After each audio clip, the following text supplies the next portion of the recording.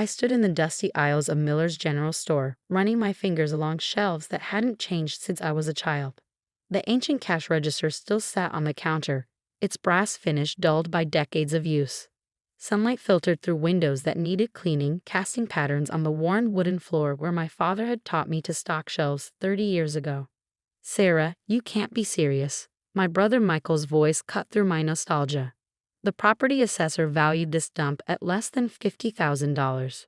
Your share of Dad's savings is worth 6 times that."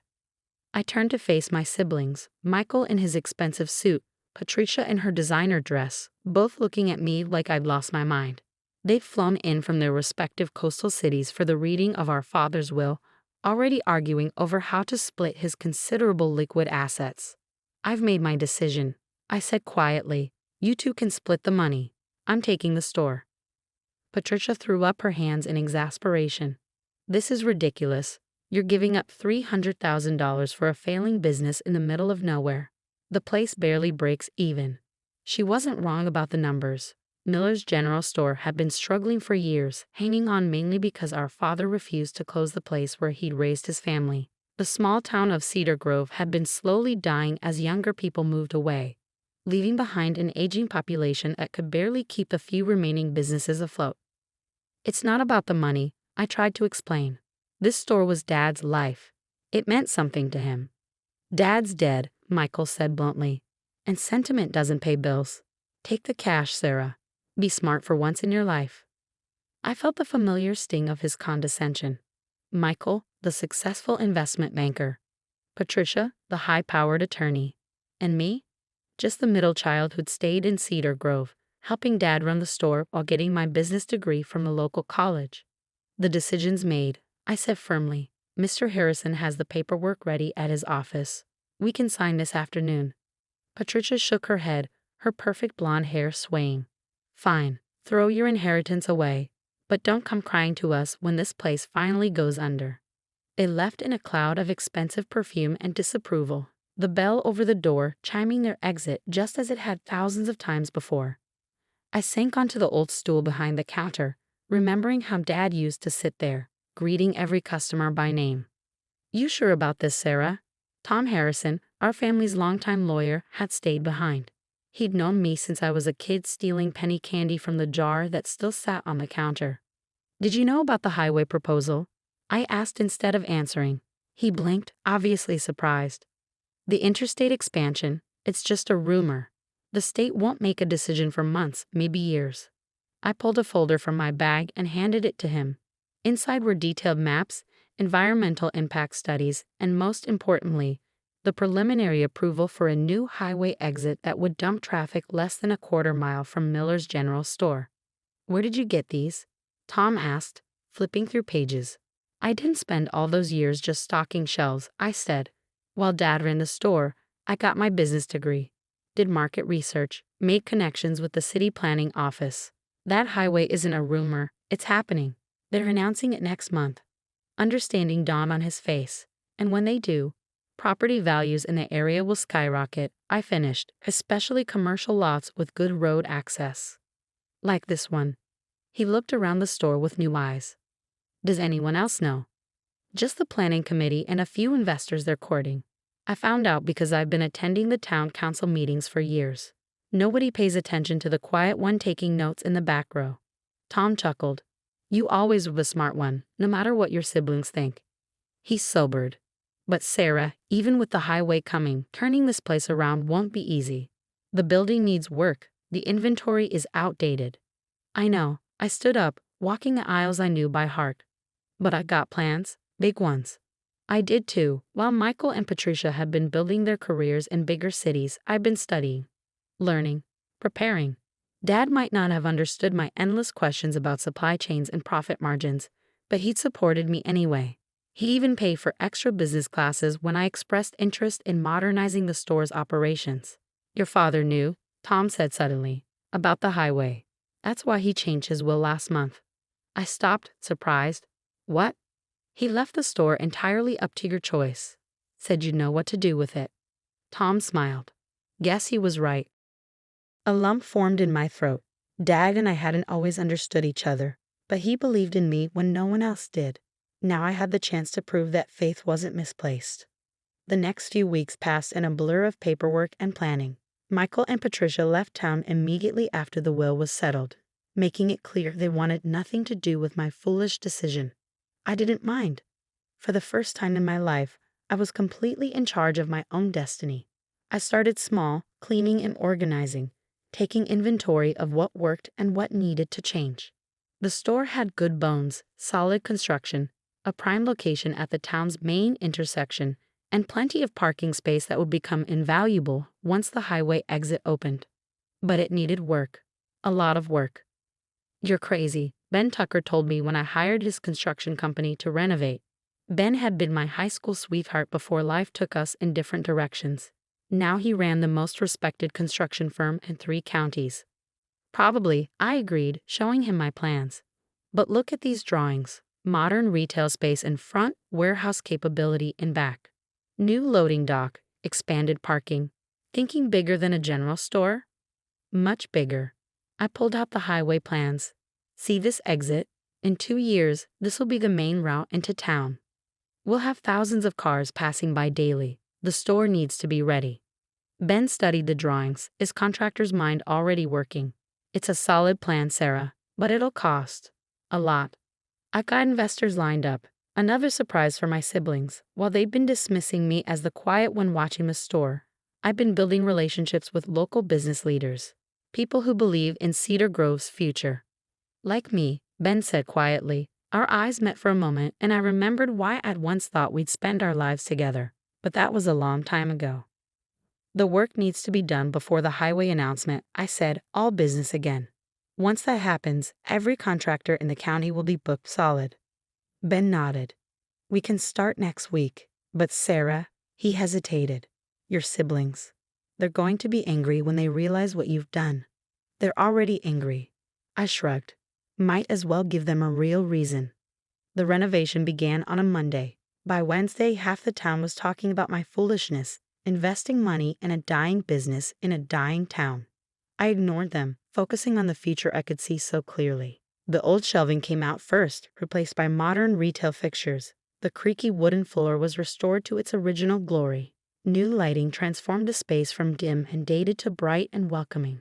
Every change hurt my dwindling savings, but I knew it would be worth it. "You're bleeding money," my accountant warned me after the first month. "The store's income can't support these improvements." "It will," I promised. "Just wait." I worked 18-hour days, running the store while supervising renovations. The old-timers who'd been shopping here for decades grumbled about the changes, but even they had to admit the place looked better. Younger families started coming in, attracted by the cleaner space and modernized inventory. Then came the first test of my resolve. "Sarah?" Mrs. Jenkins, my nearest neighbor, caught me as I was closing up one night. "I heard a rumor about developers wanting to buy up property along Main Street." My heart skipped. "Oh? Offering good money, they say. Above market value." She peered at me. "Had any offers?" "I had 3 in the past week, each higher than the last." Word was leaking about the highway, though nothing official had been announced. "Not interested in selling," I said firmly. "But surely, with all the money you're spending on renovations." I just smiled and wished her good night. Let them think I was foolish. Soon they'd understand. The next morning, I found Michael waiting in the parking lot, looking distinctly out of place in his $1,000 suit. "I hear you're turning down purchase offers," he said without preamble. "Hello to you too, brother." "Sarah, be reasonable. I've got a client willing to pay 3 times what this place is worth. Take the money and walk away." I unlocked the store's front door, breathing in the familiar scent of wood and memories. "Not interested." "Damn it, Sarah." He grabbed my arm. "I'm trying to help you. Dad's gone. You don't have to prove anything anymore." I pulled away. "You never understood him, Michael. Or me. This isn't about proving anything. It's about building something." "Building what?"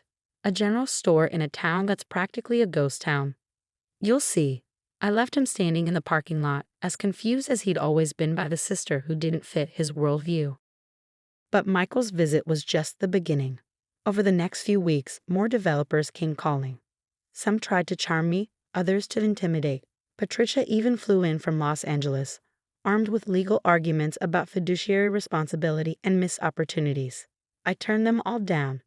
The renovations continued, eating through my savings and the small business loan I'd secured. Some days, watching the numbers in my account drop, I wondered if my siblings were right, if I was being foolish, throwing good money after bad. Then I'd look at the highway plans hidden away in my office and remember what Dad used to say. Sometimes you have to believe in something before anyone else can see it. I believed in Miller's General Store, in Cedar Grove, in myself, and soon everyone else would too. But that's another part of the story. The morning of the highway announcement arrived with a mix of fog and anticipation. I stood in Miller's newly renovated storefront, watching town council members and state officials set up for their press conference in the park across the street. Television vans lined Main Street, their satellite dishes reaching skyward like mechanical flowers. Quite a crowd, Ben observed, joining me at the window. The renovation was nearly complete. Though we kept the iconic Miller's sign, some things were worth preserving. Wait until they make the announcement, I said quietly. This is nothing compared to what's coming. My phone buzzed. Michael calling for the third time that morning.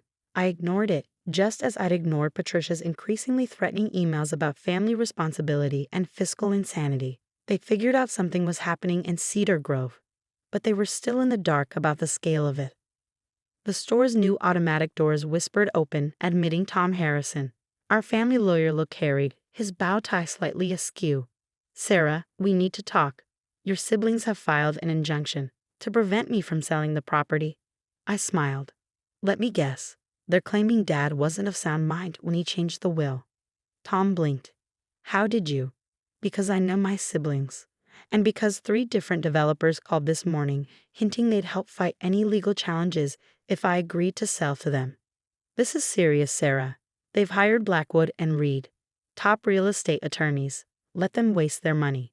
I turned from the window, surveying the transformed space. The old general store had become something entirely new. Modern retail displays, a gourmet coffee bar, and local artisan goods mixed with everyday necessities. The warehouse space in back was ready too, though no one knew what for. Yet. You're not planning to sell at all, are you? Tom asked slowly. Tom, what's the largest retailer in Cedar Grove? He frowned. Well, since the Walmart closed last year, I guess Miller's is, now that you've expanded. And how many delivery services operate in the county? None, since the pandemic killed that startup last winter. I smiled.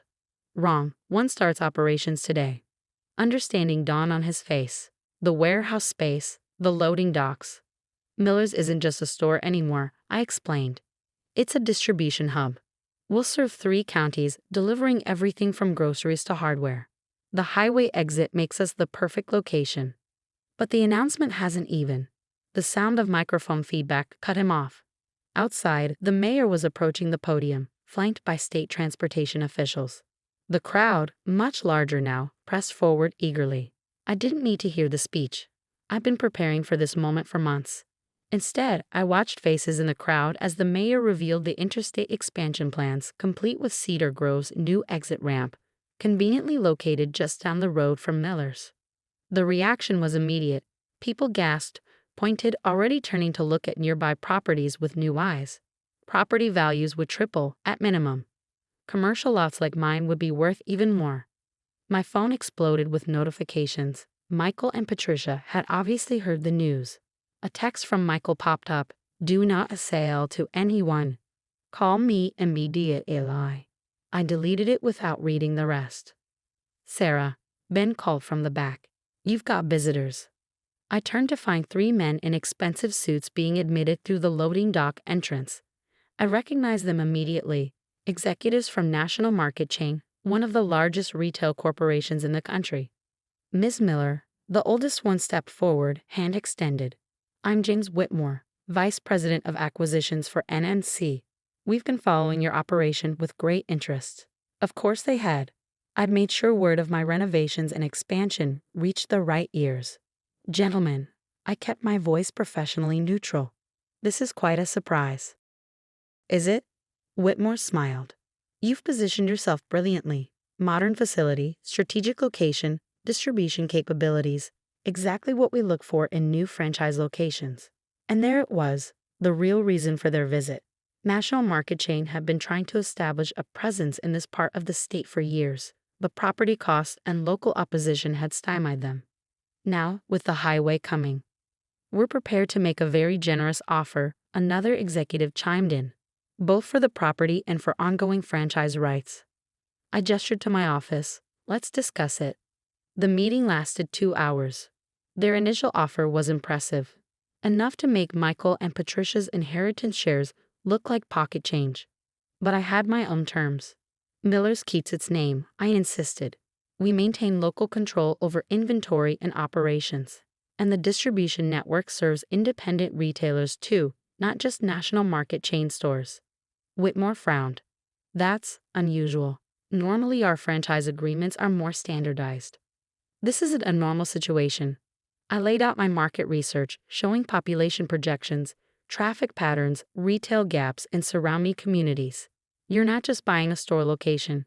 You're buying a ready-made distribution network in an underserved region, one that's about to experience massive growth. They huddled in whispered consultation while I waited calmly. Finally, Whitmore spoke.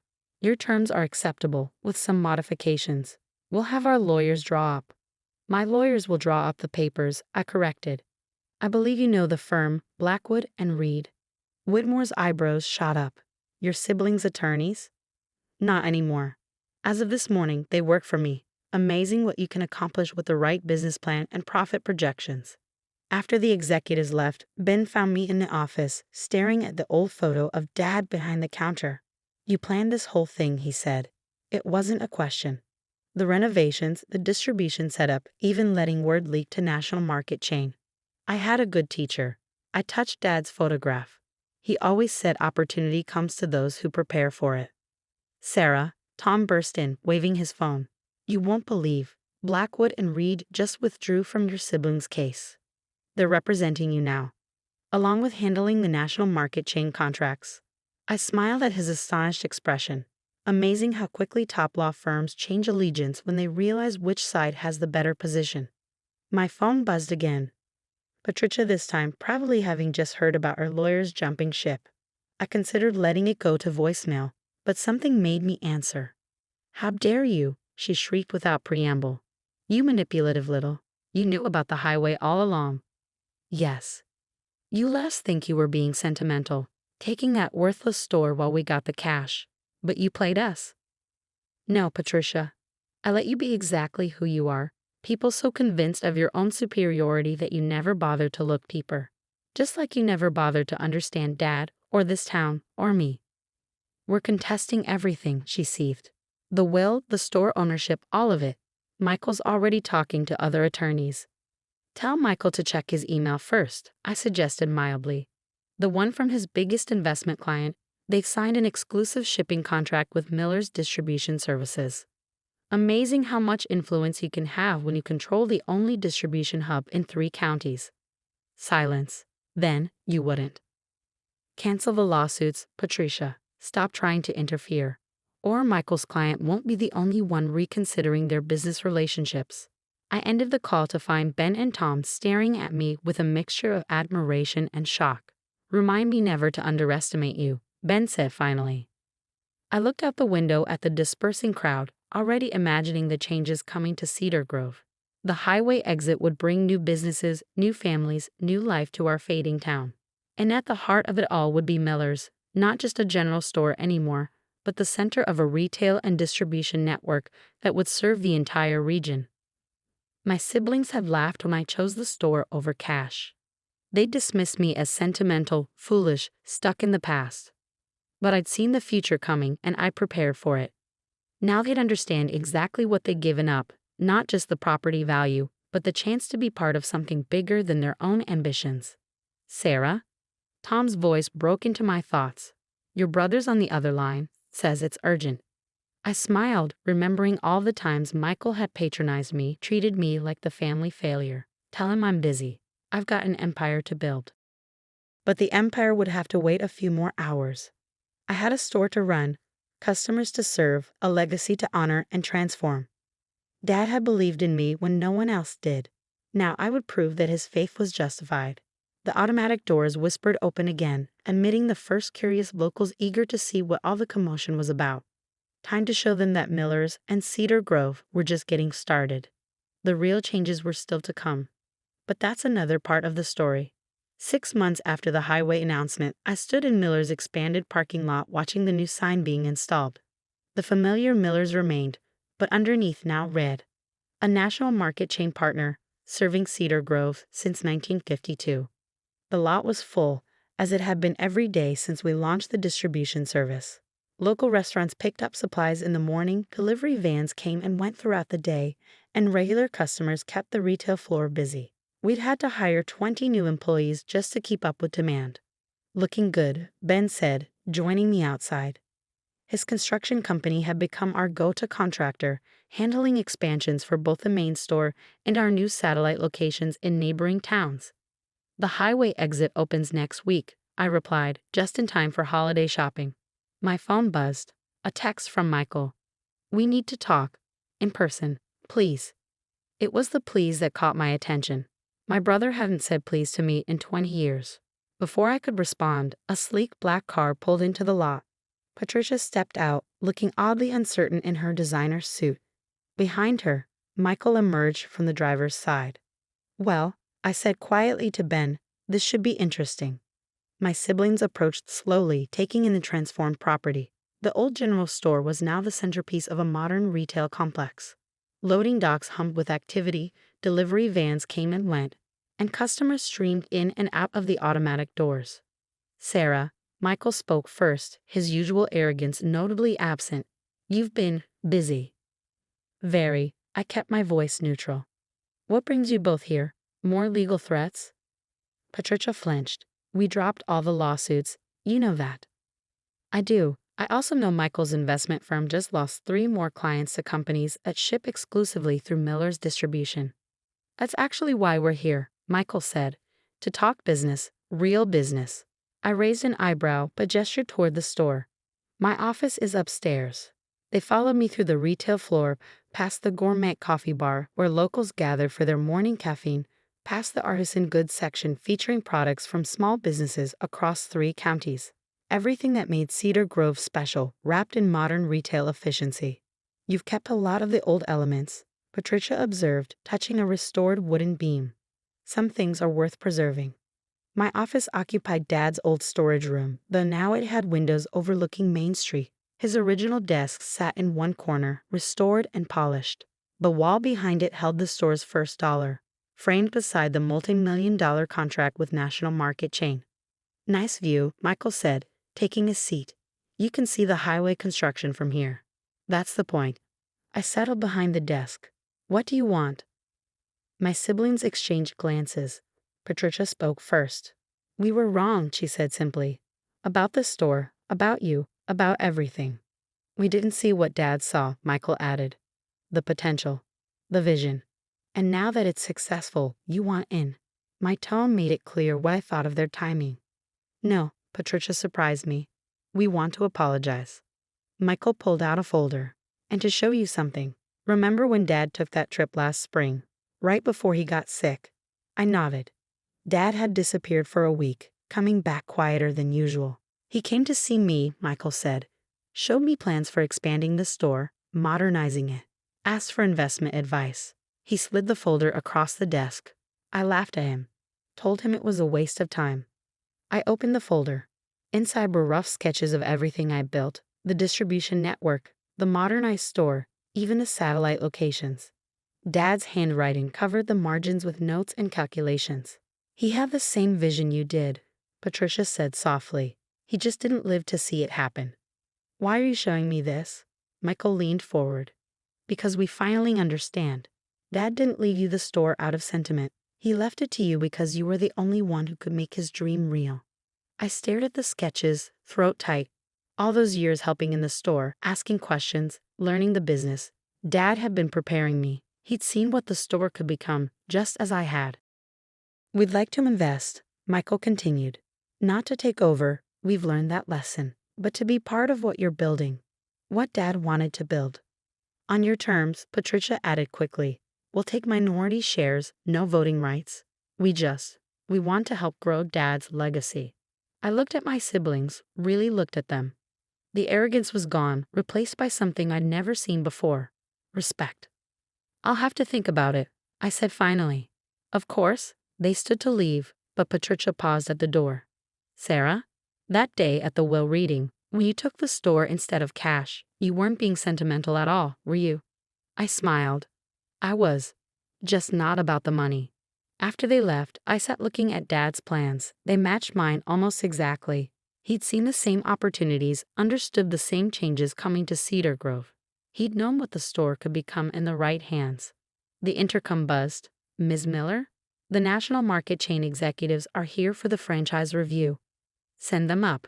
I tucked Dad's plans into my desk drawer. Time to show another group of doubters exactly what a small-town store could do. The next few months transformed Cedar Grove. The highway exit opened, bringing a steady stream of travelers and commuters. Other businesses sprang up along the route, but Miller's remained the heart of town. Part modern retail hub, part community center, part distribution network serving the entire region. Michael and Patricia became silent partners, their business expertise actually proving useful as we expanded. They never tried to take control, never questioned my decisions. Instead, they watched and learned as their foolish sister turned a dying general store into a multi-million-dollar enterprise. 1 year to the day after the highway opened, we held a grand celebration. The parking lot became a street fair with local vendors, live music, and hundreds of people enjoying the autumn sunshine. I stood beside the old Miller's sign, now the flagship of a growing retail chain, and remembered Dad's words. Sometimes you have to believe in something before anyone else can see it. The town council presented me with a ceremonial key to the city. The mayor made a speech about vision and progress. But the moment that meant most came later, after the crowds had gone. You did it, kid, Ben said, finding me in Dad's old office. You really did it. We did it, I corrected. The whole town did it. We just needed someone to believe it was possible. Your father would be proud. He knew. I touched the sketch in my desk drawer. He always knew. Cedar Grove wasn't dying anymore. The highway had brought new life, new opportunities, new families moving in. But it wasn't just the highway, it was the people who'd seen what was coming and prepared for it. People like Dad, who'd quietly planned for a future he wouldn't live to see. People like me, who'd chosen a rundown store over quick cash because we believed in something bigger. My siblings had laughed when I picked the store. They called me foolish, sentimental, stuck in the past. But sometimes the past is just the foundation for the future. Sometimes an old general store is really the seed of something greater. And sometimes the quiet one, the one everyone underestimates, is the one who sees it all coming. Standing in my office that evening, watching darkness fall over the busy parking lot, I smiled at Dad's old photo on the wall. We did it, I whispered. We turned your little store into something amazing. The automatic doors whispered open below, admitting late customers into the bright, welcoming space. Delivery vans pulled in to collect tomorrow's shipments. The coffee bar hosted a local book club meeting. Everything Dad had dreamed of, everything I had built, humming with life and possibility. Michael and Patricia had finally understood what they'd given up, not just the real estate value, but the chance to be part of something special. They'd learned their lesson about underestimating quiet sisters and small-town stores. But by then, I didn't need their approval anymore. I had built something bigger than their doubts, stronger than their dismissal, more valuable than any cash inheritance. I had taken Dad's dream and made it real. And in the end, that was worth more than all the highway exits in the world. The store's lights glowed in the gathering dark, a beacon for travelers and locals alike. Tomorrow would bring new challenges, new opportunities, new chances to grow. But tonight, I simply stood at my window and watched my little town embrace its future. They called the store worthless until the highway changed everything. But they'd been wrong about both. The highway didn't change the store's value. It just helped everyone else see what Dad and I had known all along. Sometimes the best investments aren't the ones that look good on paper. Sometimes they're the ones that look like rundown general stores in dying towns, waiting for someone to believe in them. Dad had believed. I had believed. And now finally, everyone else did too. The crystal ballroom of the Rosewood Hotel sparkled with 1,000 points of light, each crystal chandelier casting rainbow prisms across the faces of elegantly dressed guests. I stood in the shadows near the entrance, watching the scene unfold before me like some bizarre theater production. The bride, my sister Olivia, floated through the crowd in her designer wedding gown, accepting congratulations with practiced grace. Our parents, George and Margaret Wilson, followed in her wake like proud satellites, their faces glowing with the kind of joy they'd never shown for me. "Just sign here, Ms. Martinez," the wedding coordinator whispered, extending a tablet with the final payment authorization for the venue. I suppressed a smile at the false name I'd used to purchase the Rosewood Hotel chain 3 years ago. If only they knew that Elena Martinez, the mysterious hotel magnate, was actually Elena Wilson, the daughter they declared dead a decade ago. I scrawled my signature and handed back the tablet, adjusting the elegant mask that covered the upper half of my face. The masquerade theme had been Olivia's idea, though I doubted she realized how perfectly it served my purpose. Behind their own masks, not even my parents recognized the daughter they'd erased. The ceremony was beautiful, I murmured to the coordinator, my voice carrying the slight Spanish accent I cultivated for my Elena Martinez persona. "Your staff has done an excellent job." She beamed at the praise, unaware that I signed her paychecks. "Thank you, Ms. Martinez. We're so honored you came personally to oversee the Wilson wedding. They're one of Boston's most prominent families, you know." I knew all too well. The Wilsons had been Boston aristocracy for generations, their shipping empire dating back to the 1800s. That legacy of success and perfection had been everything to my parents, and the reason they found it so easy to erase their defective daughter. My crime? Refusing to marry the man they'd chosen for me, the heir to a rival shipping company. At 22, fresh out of business school with dreams of modernizing the family company, I dared to suggest that arranged marriages were outdated. That maybe the shipping industry needed innovation more than it needed mergers through matrimony. The argument that followed still echoed in my nightmares. My father's rage, my mother's cold disappointment, and finally the ultimatum: marry Jonathan Porter or be cut off completely. I chose freedom. The next morning, I emptied my trust fund, a mere $50,000 they'd forgotten to freeze, and disappeared. I spent the first month in a cheap motel, teaching myself everything I could about modern business practices, digital transformation, and venture capital. I changed my appearance, adopted a new accent, and built Elena Martinez from scratch. What I didn't know then was that my parents had chosen to deal with my departure in the most dramatic way possible.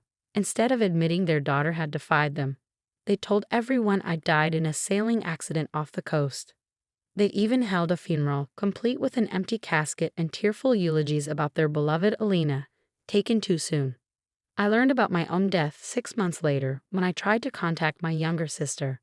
The email I sent bounced back, but not before I saw her social media profile picture, Olivia in black, standing beside our parents at my memorial service. That was the moment Elena Wilson truly died and Elena Martinez was born. "Ms. Martinez?" The coordinator's voice pulled me back to the present. "Would you like to be seated for dinner?" I nodded, following her to a table near the back of the ballroom. Close enough to observe everything, far enough to maintain my cover. The irony of paying for my sister's wedding venue and owning the mansion our parents still lived in wasn't lost on me. Over the past decade, I'd systematically purchased every property the Wilsons used, every hotel they frequented, and a controlling interest in most of their business partners. They just didn't know it yet. My father's voice suddenly carried across the room, loud enough to reach my table. "Everyone, if I could have your attention, please." The crowd quieted as George Wilson raised his champagne glass. He cut an impressive figure in his tuxedo, silver hair gleaming under the chandeliers. 10 years had added distinguished lines to his face, but hadn't diminished his commanding presence. "Today is a day of joy, celebrating the marriage of my only daughter, Olivia, to the love of her life." Only daughter. The words hit like a physical blow, even after all these years. "But it's also a day tinged with bittersweetness," he continued, his voice thick with practiced emotion. "I can't help but think of our beloved Elena, Olivia's sister, who left us far too soon. She would have loved to see this day." Beside him, my mother dabbed at her eyes with a monogrammed handkerchief, the perfect breathing mother still mourning her lost child. If only they knew that lost child was sitting 30 feet away, controlling more wealth and power than the Wilson family had accumulated in 6 generations. A server appeared at my elbow. More champagne, Ms. Martinez? I accepted the glass, using the moment to collect myself. I hadn't come here for revenge, or at least, that's what I told myself. I'd built my empire through genuine innovation, transforming struggling businesses into modern powerhouses. The fact that I now controlled most of my family's business interests was just convenient. Such a shame about their older daughter. The elderly woman seated beside me whispered, clearly hoping to share gossip with the mysterious hotel owner. The poor girl died in a sailing accident. They say she was quite troubled before the end, defying her parents, refusing a brilliant marriage match. Some even whispered she might have, you know. She made a vague gesture. Done it on purpose. My fingers tightened around the champagne flute. Of course they'd implied my death was suicide. It fit their narrative of the rebellious daughter who couldn't handle the pressure of their expectations. Better than admitting the truth, that I'd chosen freedom over their suffocating control. The sound of clinking glass drew everyone's attention. Olivia had stood to make her own speech, her new husband beaming beside her. My little sister had grown into a stunning woman, though her beauty had a brittle quality that reminded me of our mother. Thank you all for being here today, she began, her voice carrying the same finishing school polish I'd once been forced to learn. As Father said, this day is perfect in almost every way. The only thing missing is my dear sister, Elena. I took a slow sip of champagne, watching her performance. Elena was more than my big sister. She was my best friend, my protector, my role model. Olivia's voice wavered perfectly. When we were little, she used to tell me that anything was possible if you were brave enough to chase your dreams. I just wish.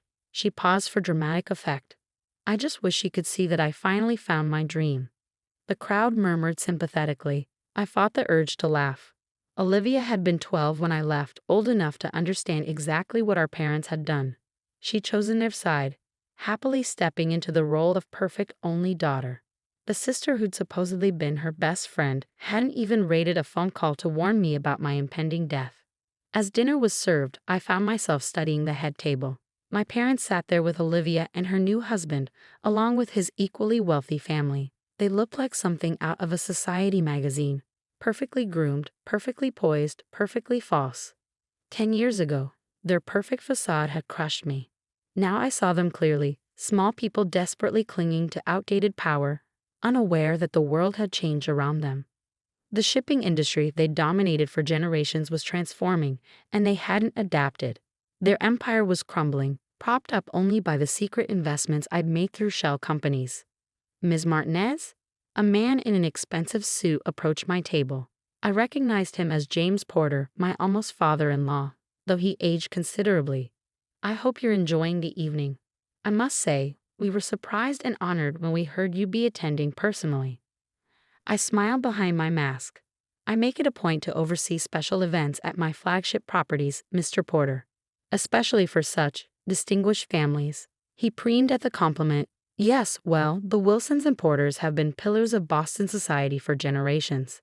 Though I must admit, recent years have been challenging.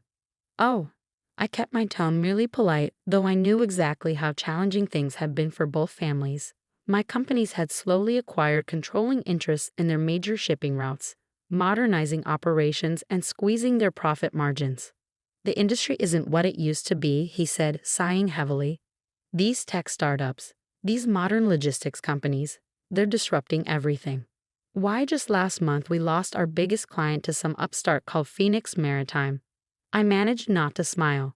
Phoenix Maritime was one of my first acquisitions, transformed from a failing local shipper into a digital logistics powerhouse.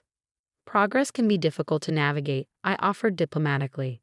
Progress, he scoffed. In my day, business was built on relationships, on family connections. Did you know my son was supposed to marry George Wilson's older daughter? Now that would have been a merger worth celebrating. But the girl had other ideas. He shook his head. Tragic. What happened to her? Though perhaps for the best, given her rebellious nature. The crystal flute in my hand threatened to shatter under my grip. Before I could respond, a commotion at the head table drew everyone's attention. My mother had stood up suddenly, swaying slightly, Apparently the champagne had flowed too freely. I simply must say, she announced, her voice carrying that peculiar precision of the elegantly drunk. How wonderful it is to see all our dear friends here, especially those who supported us after we lost our Elena. I sat perfectly still, watching the train wreck unfold. Such a difficult time, she continued, dabbing at her eyes. Having to tell everyone that our daughter, that she, well, the shame of it all. But we preserved the family name, didn't we, George?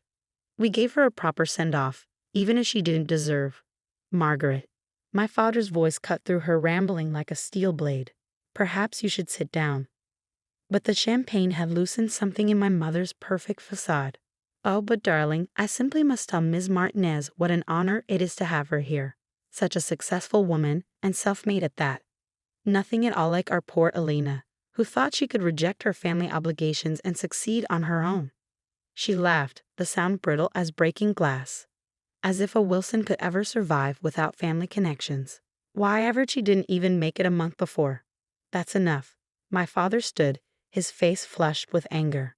Margaret, you're making a scene. The ballroom had gone silent, hundreds of guests watching my mother's meltdown with horrified fascination. Olivia was hiding her face in her hands, her new husband patting her shoulder awkwardly. I stood slowly, my chair scraping against the marble floor. The sound drew my mother's attention, and she focused on me with the unsettling intensity of the truly drunk. Ms. Martinez, she called out, you simply must tell us your secret. How does a woman with no family name, no connections, build such an empire? My Elena thought she could do the same, you know. Thought she was smarter than generations of Wilson business sense. And now she's what, mother?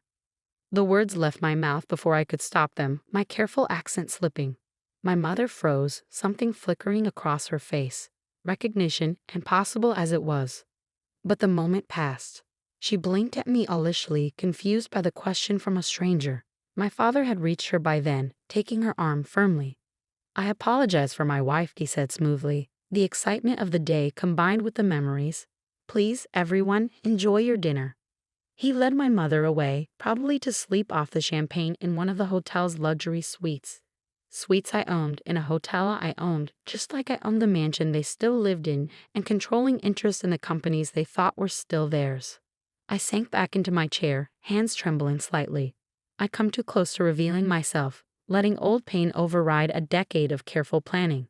The elderly woman beside me patted my arm sympathetically. Don't mind them, dear, she said. Old money families like the Wilsons, they can't handle change. Today's world belongs to people like you, self-made, forward-thinking. Why, I heard your hotel chain is expanding into shipping and logistics now. Among other things, I murmured, recovering my accent. She had no idea that my hotel chain was just the tip of the iceberg. Through various shell corporations and holding companies, Elena Martinez controlled an empire worth billions, built specifically to systematically dismantle everything the Wilsons had ever valued. The rest of dinner passed in a blur of small talk and subtle observation. I watched my sister dance with her new husband, my father smooth things over with embarrassed guests, my mother nowhere to be seen. They looked exactly like what they were, relics of a dying era, clinging to appearances while their real power slipped away. When I finally stood to leave, the wedding coordinator rushed over. Ms. Martinez, will you be staying the night? We've prepared the presidential suite. No, I said quietly, watching my father lead a round of toasts. I think I've seen enough family drama for one evening. She laughed nervously, clearly uncertain how to respond to her boss's dry tone. I handed her a thick envelope, a wedding gift for my sister, though she'd never know who it was really from. Make sure the bride and groom have everything they need, I instructed, and send some water and aspirin to Mrs. Wilson's room. She'll need it tomorrow. As I walked out of the crystal ballroom, I heard my father's voice one last time, to family, the most precious thing we have. I didn't turn around. Elena Wilson was dead, after all. They'd made sure of that themselves. But Elena Martinez was very much alive, and she was just getting started. In my car, I pulled out my phone and dialed my assistant. Maya, execute phase 2. It's time the Wilsons learned exactly who they're dealing with. The next few weeks would change everything. But that's another part of the story. The morning after Olivia's wedding, I sat in my penthouse office overlooking Boston Harbor. watching the Wilson shipping vessels crawl across the water like tiny, obsolete insects. My mother's drunken outburst had accelerated my timeline, but perhaps that was for the best. 10 years of silent accumulation had positioned all the pieces perfectly. Now it was time to play the game. The numbers are in from last night, Maya announced, entering with her tablet. My assistant of 8 years was the only person who knew both Elena Martinez and Elena Wilson. The Wilson Porter wedding cost them just over $300,000. They put it all on credit. I nodded, unsurprised. And their current financial position? Critical. Maya pulled up detailed spreadsheets. Wilson Shipping's quarterly losses have hit $12 million. They've mortgaged everything they own, which technically means they've mortgaged everything you own since you hold all their properties through shell companies. They're 3 months behind on payments to Phoenix Maritime, which means they're 3 months behind on payments to me. I finished. What about the Porter merger they're counting on? James Porter's company isn't in much better shape. The merger would be like tying 2 stones together and expecting them to float.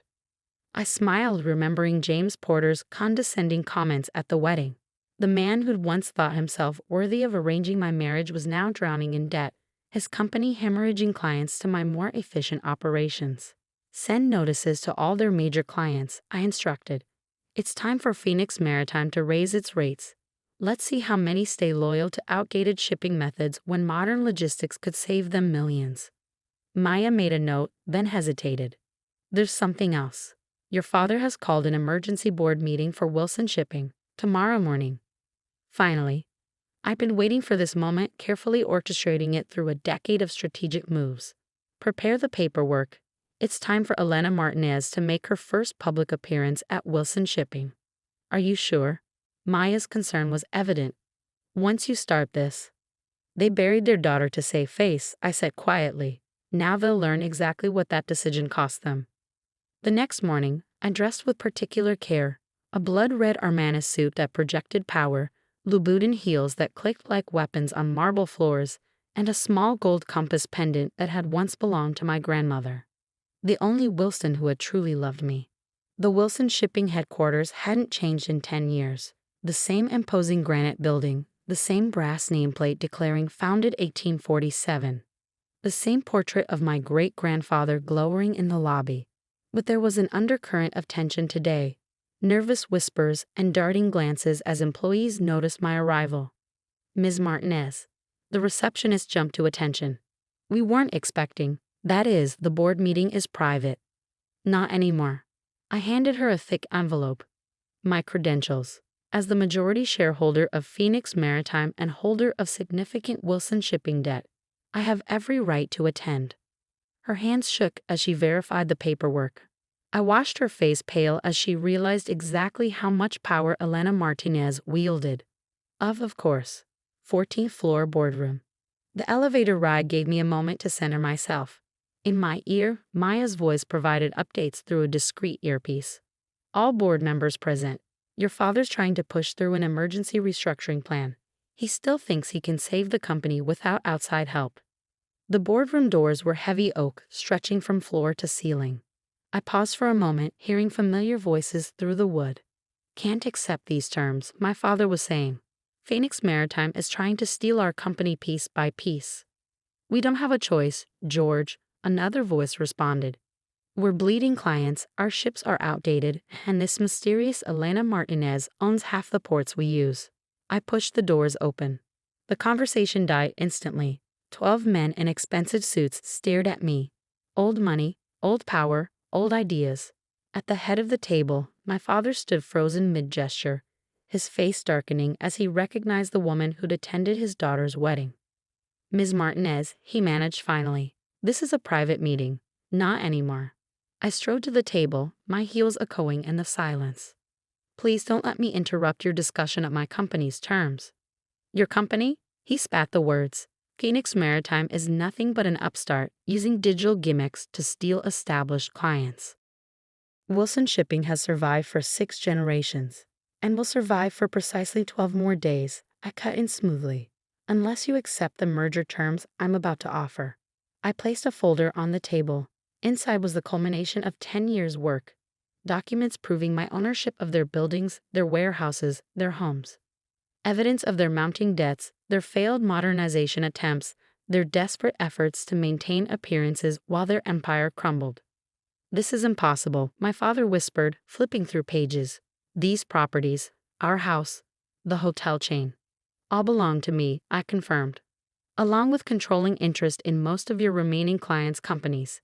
Face it, Mr. Wilson, you're not just losing, you've already lost." He slammed the folder down. "Who are you? Some tech billionaire trying to dismantle a legacy business. You have no idea what family tradition means." I felt my carefully constructed mask crack, just a little. Family tradition. I took off my designer sunglasses, meeting his eyes directly, like the tradition of forcing your children into loveless marriages, or the tradition of declaring them dead when they refuse to comply. The color drained from his face. "No," he whispered. "It's not possible." Elena, one of the older board members, breathed, recognition dawning. "My God, Elena Wilson." I smiled, not pleasantly. "Elena Martinez, actually. I took the name after you killed me. Makes for a better corporate image than being the dead daughter of a failing shipping magnate." Chaos erupted in the boardroom. Board members shouted questions. My father stumbled back into his chair, and somewhere in the building an emergency alarm began to wail. "Enough." My voice cut through the noise like a whip. "You have exactly 24 hours to accept the merger proposal. If you refuse, I call in all outstanding debts and sell your remaining assets to my subsidiaries. Your choice." I turned to leave, then paused at the door. "Oh, and father, you might want to check on mother. I hear she's still recovering from quite a spectacle at Olivia's wedding." Security guards burst in as I walked out, responding to some panic button my father had probably pressed. I smiled at them as I passed. They worked for me too, though they didn't know it yet. In the elevator, Maya's voice came through my earpiece. "Well, that was dramatic." "They always love theatrics," I replied. "I learned from the best. Your mother's waiting in the lobby." I stiffened. "What?" "She arrived about 5 minutes ago. Looks like she's mostly recovered from the champagne." The elevator doors opened, and there she was. Margaret Wilson, Boston society matron. Perfectly coiffed even in the middle of her world collapsing. She stood near the great-grandfather's portrait, and for a moment I saw myself at 18, standing in that same spot while she lectured me about family duty. "Ms. Martinez," she said as I approached, her voice brittle as frozen glass. Or should I say, "Elena will do." I cut her off. "But only in private. Publicly, I'm still very much dead. Your choice, as I recall." She flinched. "We did what we had to do. For the family name." "The family name?" I laughed, the sound echoing off marble walls. "Take a look around, mother. The Wilson name isn't worth the brass it's engraved on. The only thing keeping this company afloat is my money, which makes it my name on the line. You're enjoying this," she accused, "destroying everything we built." "No." I stepped closer, close enough to smell her familiar perfume. "I'm saving everything you destroyed. The company will survive, modernize, grow. The Wilson name will continue, just not in Wilson hands." Her perfectly painted lips trembled. We really thought you were dead, poverty-stricken, failed," I supplied. "You thought your rebellious daughter couldn't possibly succeed without the family's help. That's why you erased me, because the alternative was admitting you might be wrong." A tear slipped down her cheek, carving a path through expensive foundation. "Elena, please. We can fix this. Come home." "I'm not that naive girl anymore." I walked past her toward the entrance. "You have 24 hours to accept the merger. Don't worry, I'll let you keep the house. Consider it a wedding gift to Olivia." Outside, my driver held the car door. Boston's summer sun felt warm on my face, so different from the artificial chill of the Wilson building. I looked back once, seeing my mother's silhouette through the glass doors, small and lost in the lobby of her crumbling empire. Maya was waiting in the car. "Phase 2 complete," she reported. "The board is in chaos, our lawyers are standing by, and rumors already spreading through the financial district. What's our next move?" I checked my phone, seeing dozens of missed calls from my father, from board members, from family friends suddenly realizing who Elena Martinez really was. Let them talk. Let them panic. The next 24 hours would determine the fate of everything they'd built, and everything I'd built to replace it. Now, I said, we wait, and then we show them exactly what the dead daughter can do. The next phase would change everything. But that's another part of the story. The 24 hours I'd given the Wilson Shipping Board felt like the longest of my life. I spent them in my penthouse office, watching the sun set and rise again over Boston Harbor while my phone lit up with increasingly desperate messages. From my father, "We need to talk. This isn't the way." From various board members, "Let's discuss terms privately." From family friends, "Elena, darling, we never believed." From Olivia, surprisingly, "Is it really you?" I answered none of them. Instead, I focused on the final pieces of my plan, making sure every detail was perfect. The media had already caught wind of the story. Boston's supposedly dead heiress returning as a billionaire CEO to take over her family's company. The headlines wrote themselves. The Wall Street Journal is on line 1, Maya announced, entering with fresh coffee. They want an exclusive. Not yet. I took the coffee, breathing in its familiar comfort. Let them speculate for now. The real story comes after the board's decision. And if they refuse the merger? I smiled, remembering my mother's face in the lobby. They won't. Right on cue, my phone buzzed with a message from the board's secretary. The vote was in. Unanimous acceptance of Phoenix Maritime's merger terms. My father hadn't even voted against it. Perhaps he finally recognized the inevitable. Set up the press conference, I told Maya. 2 hours, main lobby of Wilson Shipping. Tell them Elena Martinez will be making a major announcement.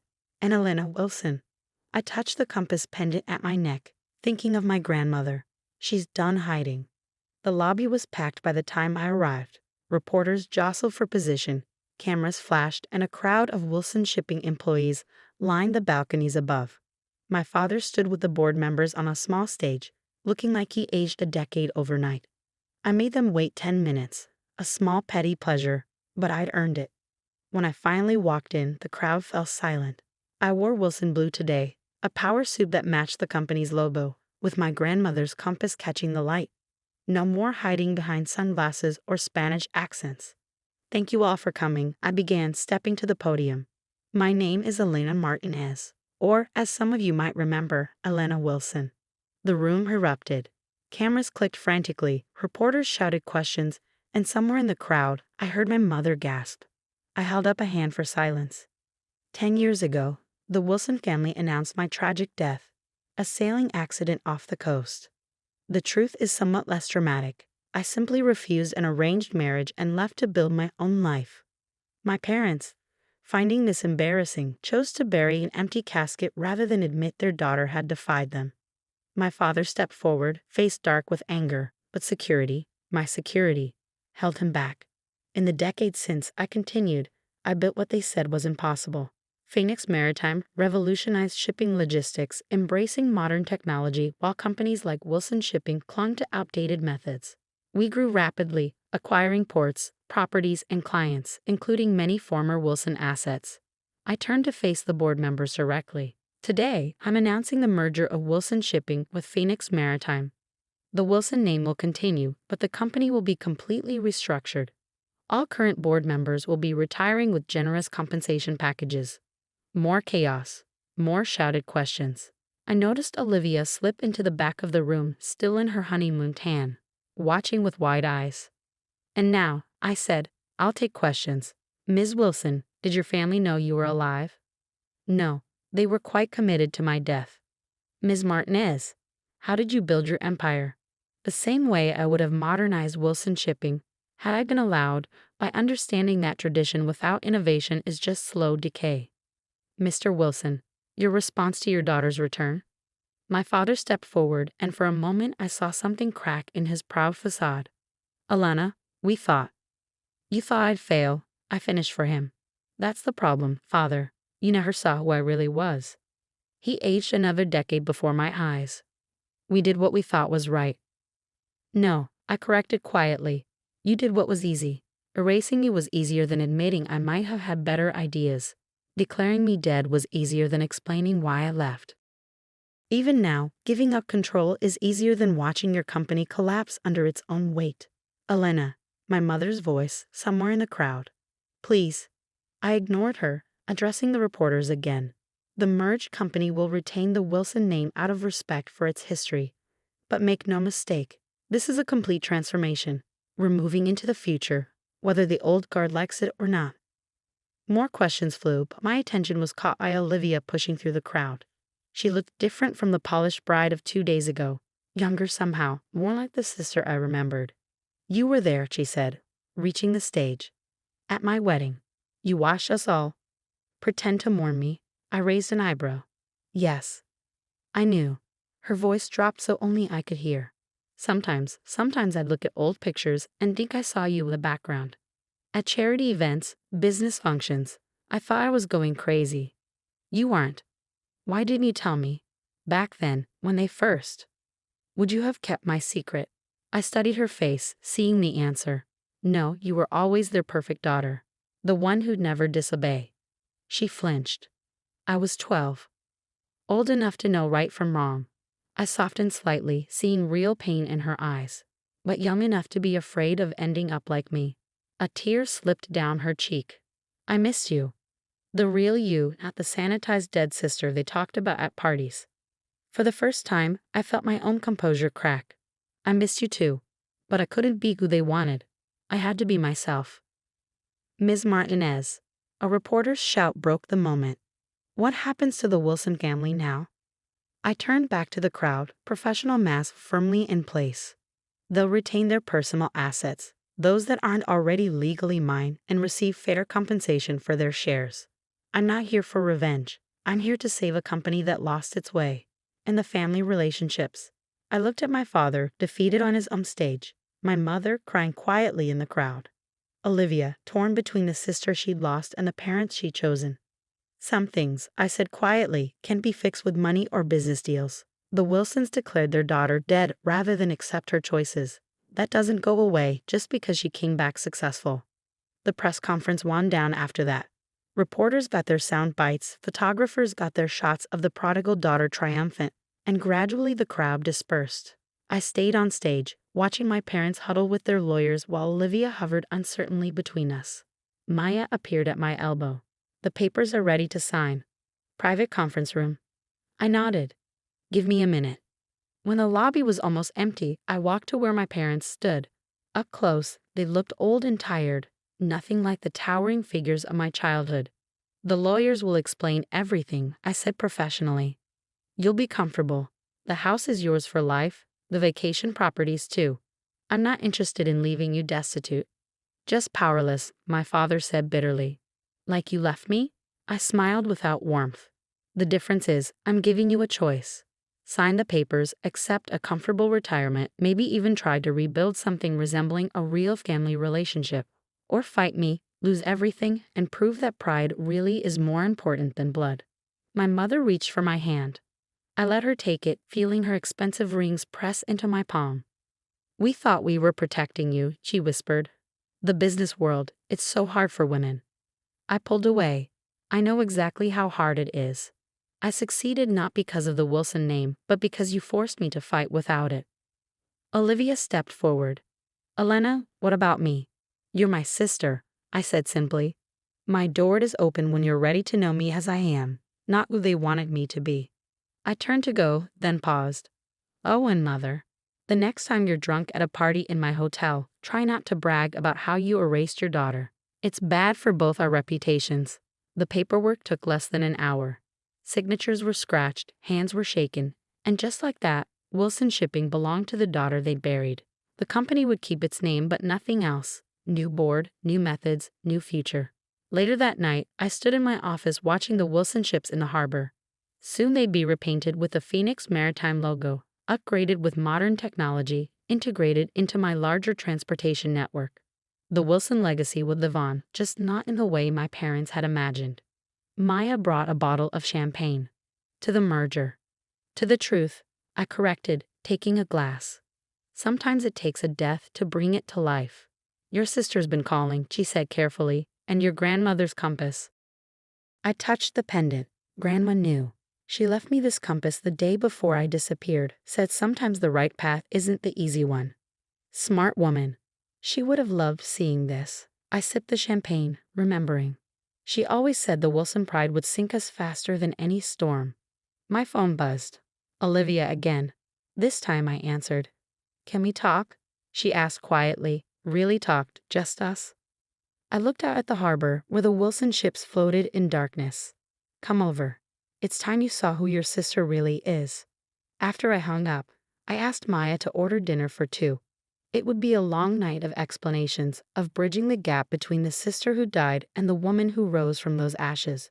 But maybe, just maybe, something good could come from all this. I wasn't Alana Wilson anymore. That girl had died exactly as her parents claimed. But Elena Martinez was stronger, successful beyond their wildest fears, and finally, absolutely free. The merger would save their company. The money would save their lifestyle. But the truth, that would save me.